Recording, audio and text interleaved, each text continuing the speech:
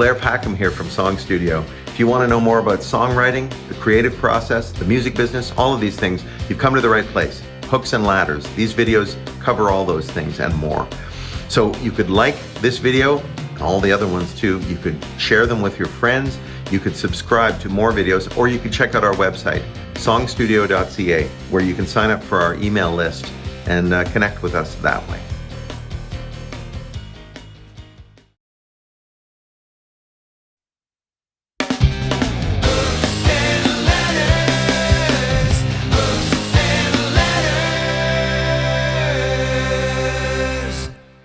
Here's another peek at what we did at SongStudio Online last August. Hope you enjoy.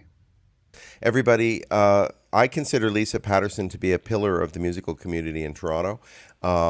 She is a huge contributor. She contributes to the world of music in Toronto in many ways, contributing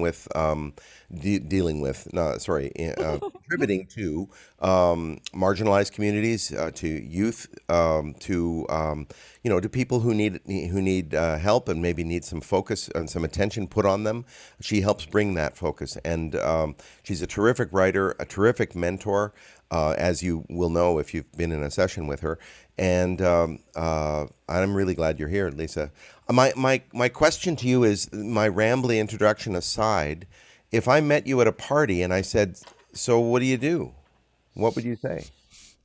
I've been working on making that a succinct response for some time.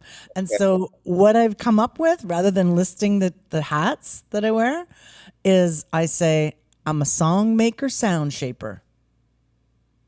Right? So I don't, I'm an entrepreneur, small business. I have a studio. I'm a producer, engineer, musician. It's not I'm just like, I'm a song maker, sound shaper.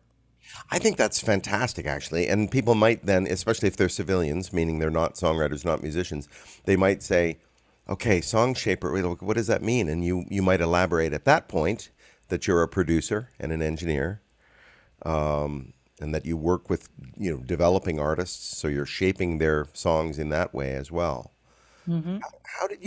How did you get into music though in the first place? Because I don't think anybody starts out as a sound shaper of other people. How did it start? I started playing classical piano at 5 years old and lost myself in that world. Loved it.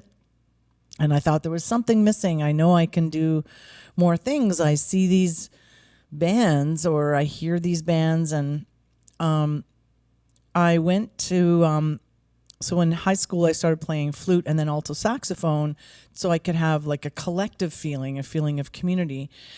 And I had this, and I was always writing poetry from a young age. And I just thought, how do people make songs? And I could never figure it out because I had classical instructors who didn't tell me that you could make some of those chords that you have to play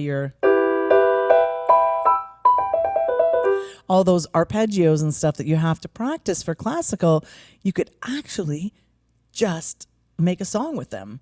And the awakening was my first year at Fanshawe College in the recording program. I walked in, I was 19, and I walked into this room.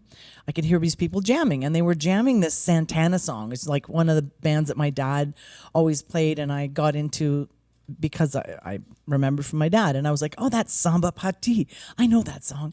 And I walk in, there's a guy on kit, a guy playing bass, and another guy playing guitar. And there's a grand piano. It's like in a college music room. And they paused and they looked at me and said, hi. I said, hi, I'm just like new. And they were like, oh, what do you play? And like a dummy, I said, piano. And they said, well, sit down, jam with us. And I sat down and I stared at the keyboard and I thought, oh, shit. And one of the guys said, we're in E minor. And I was like, I don't know how to do that. I don't know what that means. And it just was like a massive revelation of like, you've missed a big piece. And that's why as a mentor, I'm bringing that to the table right away. I'm happy to teach theory and And technique, it's really important for musicians, but at the same time, the expressiveness, like maybe there's just like a little kind of, like even if it's a little like a little line and you're going to sing over it, like, yeah. So then I went fully deeply into improvisation and songwriting, and I left all the classical training behind, like a total punk rock rebel for quite a while. Of course, you didn't really leave it behind, but you consciously, turned away from it. But of course, it's still in you, Yeah. and it probably has been very valuable over the years. But really, punk rock, like on keyboards? Punk rock saxophone. Wow. Yeah. I was like the wild girl running around on stage. I think I did more jumping and running than playing, to be honest. But I started on alto, then I got a tenor, and yeah, it was sort of like Joy Division, dark, like UK punk, and yeah. So not the no wave stuff like James White and the Blacks, that stuff from New York. No. I guess sort of influenced by ska, the English beat and stuff, but how that world married with punk. Yeah. And also it was about the experience, I was like in my early 20s and we were touring back and forth across the country in like a renovated school bus. And I was the only girl and female. And it was quite an experience. Wow. Yeah, I Much imagine. to my mother's chagrin. My mom was always like, "Oh my God, I'm so worried about you. You're going to turn out like Janis Joplin." I was like, "No, it's not about the drugs, Mom. It's about the music." If you don't mind me asking, was it ever about the drugs? Did you imbibe? I definitely was into the weed. And after shows or with shows, there was always alcohol around. I had a revelation though about weed, even like smoking before going on stage. When I was started to gap out on parts, it affected my breathing, and I was like, okay, I'm not getting high anymore to perform. I was never into hard drugs. Like I was never into heroin or cocaine. I mean, I tried cocaine, but I saw some stuff. One band I was in, Sheep Look Up, we did this tour in the U.S. opening for John Cale. And John Cale's band were, let's just say, really into the powder. And in the green room, in the dressing room, I was so naive.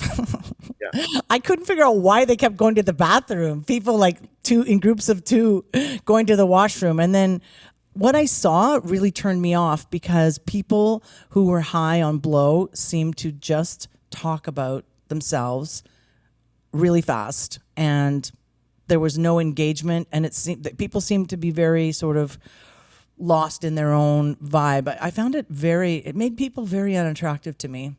Yeah. So I was like, I don't want to do that. Well, I think that's great because a lot of people, wouldn't have come to that conclusion. A lot of people haven't. There's lots of victims, there are lots of casualties. Yeah, it's good you were able to make that distinction. I don't need a drug to talk about myself. I can do that just fine. But at least this session is about you. Thank you. Oh, I know. As that was coming out of my mouth, I was like, oh, wait a minute. That's sort of what you're doing right now. Thanks for taking a glimpse with us inside the SongStudio workshop from last August. Stay tuned for more.